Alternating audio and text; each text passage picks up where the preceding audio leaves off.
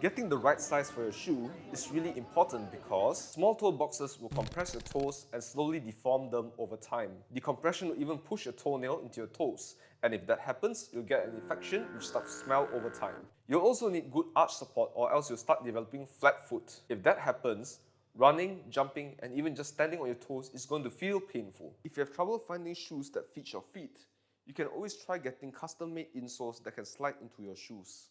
If you're still growing, these issues could end up being permanent and will need corrective surgery to be fixed. So the best thing you can do is